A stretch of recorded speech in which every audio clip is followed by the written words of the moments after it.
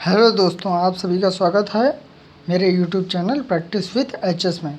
तो मैं हूं एचएस और जैसा कि आप लोगों को पता है, हम लोग नेवी एमआर के प्रैक्टिस सेट सॉल्व कर रहे थे। ये हम लोग एसके पब्लिकेशन का प्रैक्टिस सेट सॉल्व कर रहे थे।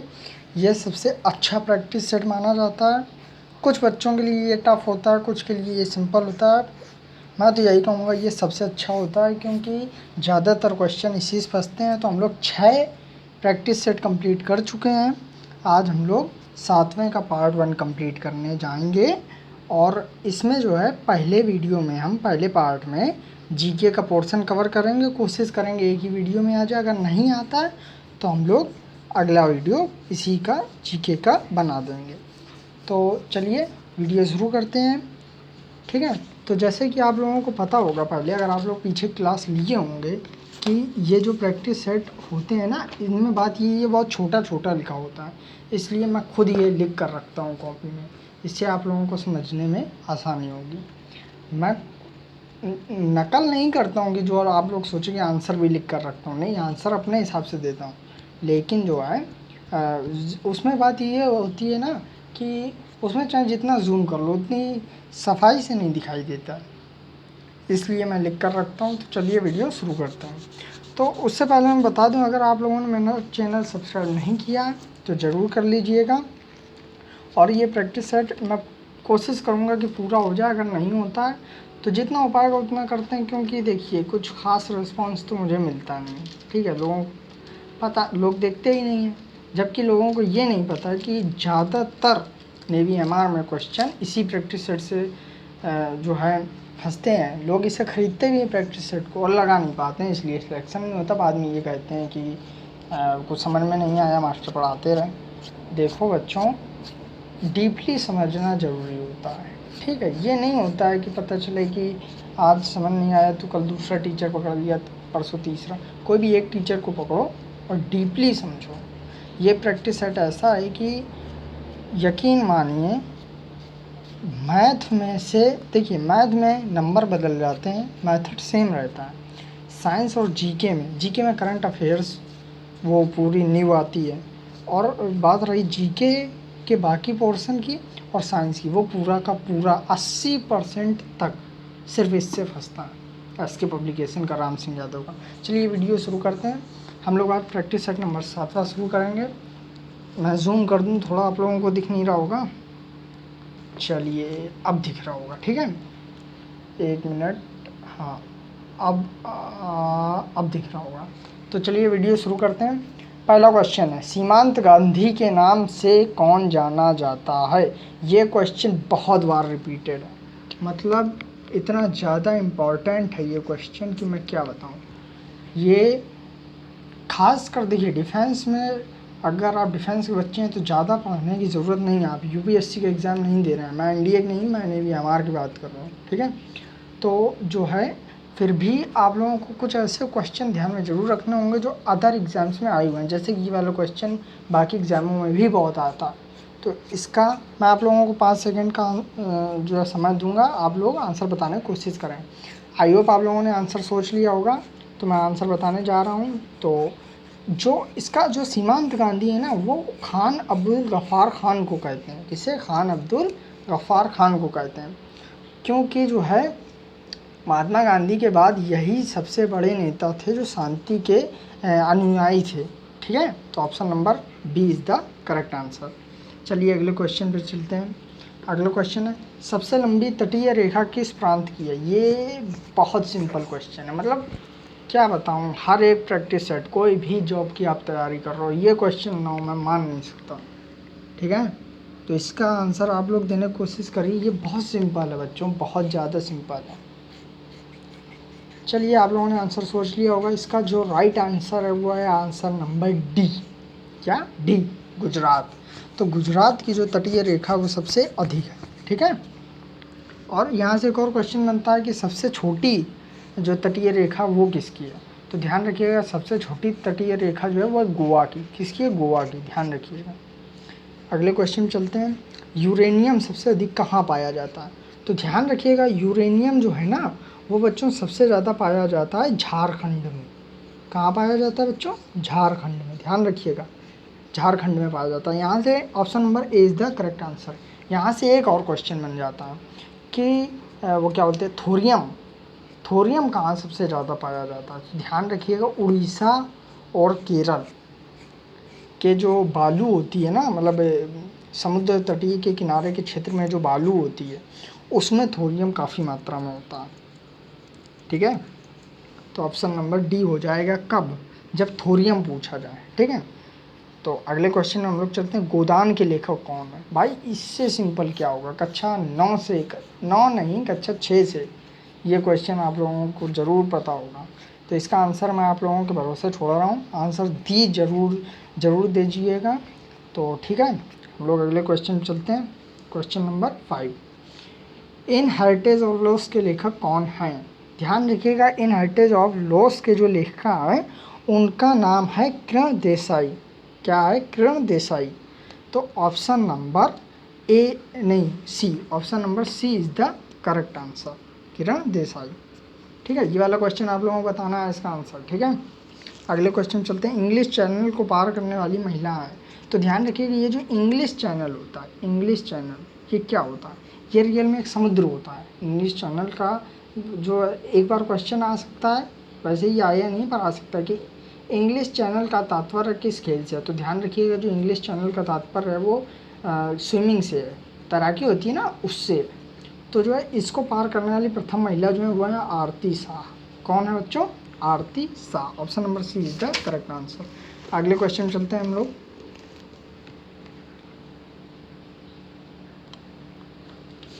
हाँ अब देख रहा होगा, अलीगढ़ मुस्लिम विश्वविद्यालय संस्थापक कौन है?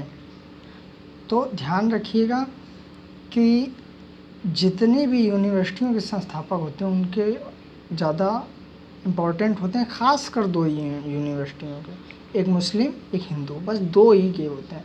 तो मुस्लिम के जो होते हैं वो हैं sir Syed Ahmed Khan. Option number b is the correct answer. पर जब हिंदू विश्वविद्यालय के पूछ लिए जाए, बनारस हिंदू विश्वविद्यालय के, तो वो है मदन मोहन मालवीय जी। आई होप आप लोगों को समझ में आ रहा होगा। अगले क्वेश्चन में चलते हैं हम लोग, आपातकाल की घोषणा अधिकतम कितनी अवधि तक की हो सकती है? आपातकाल की घोषणा अधिकतम कितनी अवधि तक की हो सकती है? तो ध्यान रखिएगा, आपातकाल की जो घोषणा है ना बच्चों, वो ज़्यादा से ज़्यादा जो है ऐसा होता है कि जो आपातकाल की अवधि होती है, आपातकाल आप लोग समझ रहे हैं ना, आपातकाल जब आउट ऑफ कंट्रोल सिचुएशन हो जाती है उसे हम लोग आपातकाल कहते हैं। ये स्थिति का कोई निर्धारण समय नहीं है, मतलब कभी भी कितने भी टाइम की हो सकती है। जैसे कि मान लीजिए लॉकडाउन था, तो किसी को पता था कि ये लॉकडाउन केवल 10 दिन का, 10 दिन करके पता नहीं 4-5 महीने निकाल दिए, वैसा ही कुछ आप लोग समझ सकते हैं। तो option number D is the correct answer. अगले क्वेश्चन पे हम लोग चलते हैं, अगला है भारतीय थल सेना में कितने कमान हैं? तो ध्यान रखिए, भारतीय थल सेना में जो है वो 7 कमान है। कितने हैं? 7 कमान है। ठीक है, option number b is the correct answer. बहुत सिंपल क्वेश्चन था। टाइम हम लोगों के पास कम है तो इसलिए मैं ज़्यादा एक्सप्लेन नहीं करूँगा। तो मैं सोचता हूँ कि वीडियो लंबा ना हो जाए, अगर आप लोग कहेंगे तो मैं एक्सप्लेन कर दूँगा, उसमें कोई प्रॉब्लम नहीं। ठीक है, साइंस एक्सप्लेन करने की ज़्यादा ज़रूरत होती है और वो मैं करता हूँ, ना करता हूँ तो बताइए। मैथ में तो भाई वो तो बिना एक्सप्लेन किए कुछ होता ही नहीं। चलिए अगले क्वेश्चन चलते हैं हम लोग। दिख रहा है साफ आप लोगों को? मैं थोड़ा इसे नीचे कर दूँ ना, हाँ अब दिख रहा होगा। ये लिखा है, मूंगफली का सर्वाधिक उत्पादक देश कौन सा है? तो ध्यान रखिएगा, जो मूंगफली है ना वो सबसे ज़्यादा गुजरात में होती है। कहाँ होती है? गुजरात में। आप लोगों ने सुना भी होगा, गुजरात की मूंगफली सबसे महंगी होती है, ऐसा सुना होगा अक्सर आप लोगों ने। जो भी गुजरात से होंगे उन्हें तो ज़रूर पता होगा। तो चलिए option c is the correct answer. अगले क्वेश्चन पे हम लोग चलते हैं। अगला है, भारत के मध्य से कौन सी रेखा गुजरती है? तो ध्यान रखिएगा, भारत के जो मध्य से जो रेखा गुजरती है उसका नाम है कर्क। कौन सी? कर्क। ध्यान रखिएगा, कर्क। ये है वर्ड। ठीक है, ये गोल नहीं होता, ये अर्धवृत्ताकार टाइप का होता है। ठीक है, तो ये है हमारा कुछ इंडिया,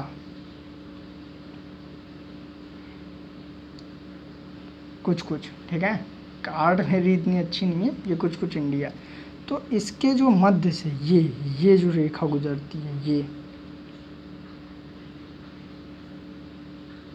ये होती है कर्क। ठीक है, कौन सी होती है? कर्क। आई होप आप लोगों को समझ में आ रहा होगा। अगले क्वेश्चन में चलते हैं। टिहरी बांध किस नदी पर स्थित है? तो ध्यान रखिएगा, टिहरी बांध भागीरथी नदी पर स्थित है। इससे 3-4 क्वेश्चन बनते हैं। एक बार पूछा गया था भागीरथी जो नदी है उसे और किस नाम से जानते हैं? ध्यान रखिए, भागीरथी को हम गंगा के नाम से जानते हैं।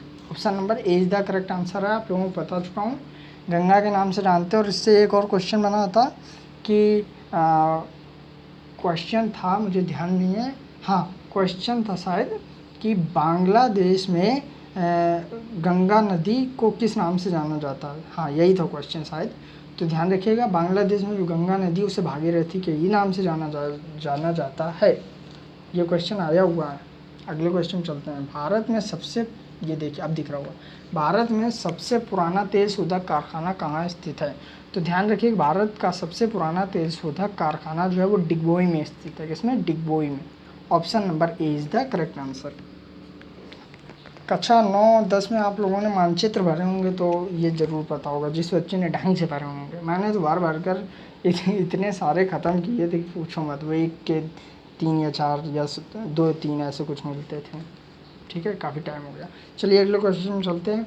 स्वेज नहर किसको जोड़ती है? तो ध्यान रखिएगा, जो स्वेज नहर है ना वो भूमध्य सागर व लाल सागर को जोड़ती है। किसको? भूमध्य सागर व लाल सागर को। Option A is the correct answer. अगला क्वेश्चन चलते हैं। नीला ग्रह किसको कहा जाता है? तो ध्यान रखिएगा, जो नीला ग्रह है ना बच्चों वो पृथ्वी को कहा जाता है। किसे? पृथ्वी को कहा जाता है नीला ग्रह। इससे कई सारे क्वेश्चन बनते हैं। एक बनता है कि सूर्य के सबसे नज़दीक ग्रह कौन सा? मैं बना कर आपको बताता हूँ। ये है सूर्य,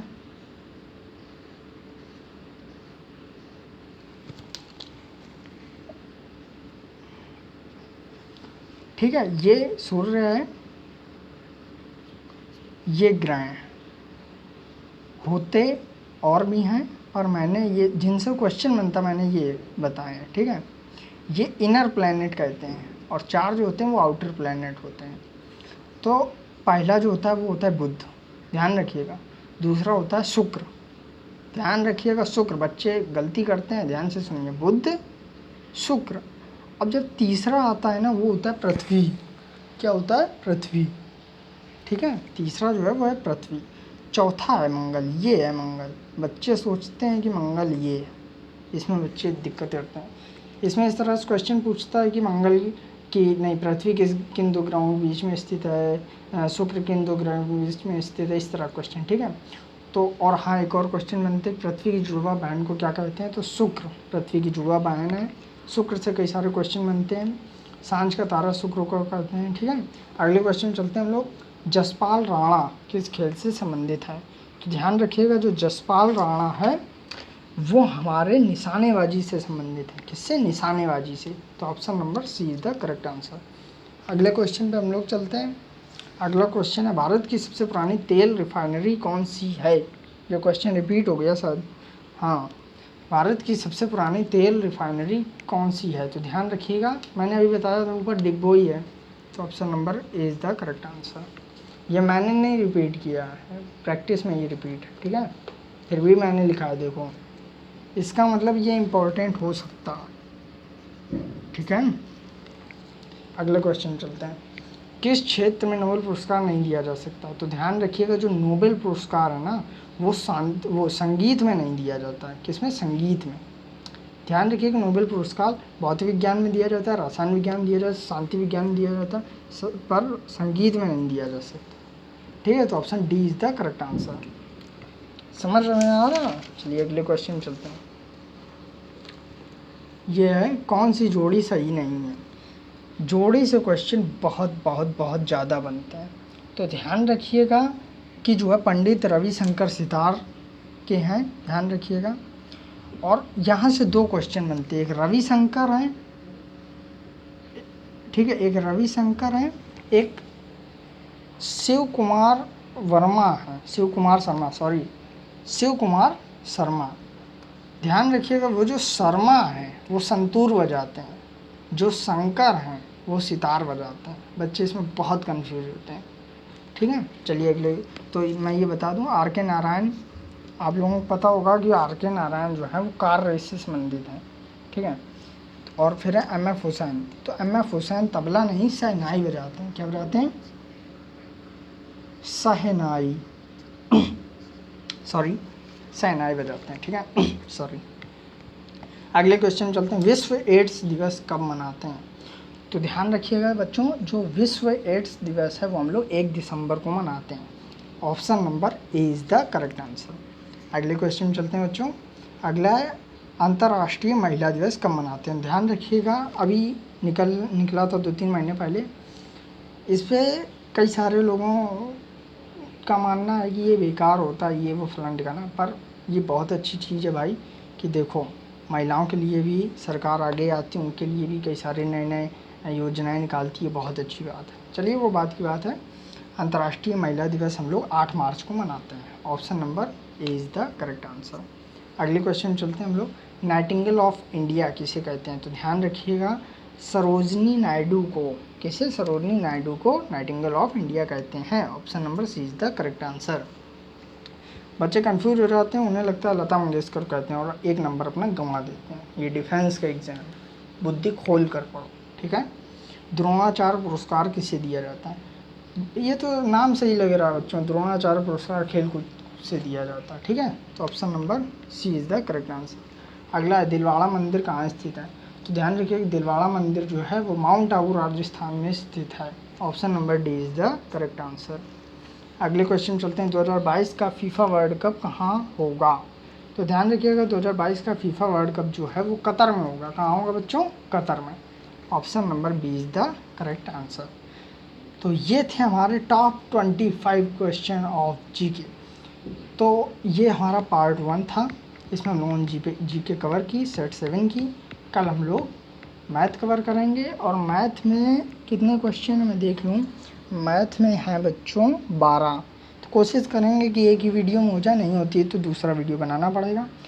चलिए आज के लिए इतना ही रखते हैं। अगर आपको पसंद आया वीडियो मेरे, तो लाइक सब्सक्राइब शेयर ज़रूर किया कीजिए, हम लोग बहुत मेहनत करते हैं, बहुत ज़्यादा। चलिए आज के लिए इतना ही, धन्यवाद, बाय, गुड नाइट। मैं आप लोगों को बता दूं टाइमिंग, पता है मैं कितने बजे वीडियो बना रहा हूँ? 12:05 है इस समय। आप लोग सोच सकते हो मैं कितनी मेहनत करता हूँ। चलिए बाय, आप लोग सो जाइए, मैं भी सोने जा रहा हूँ, बाय।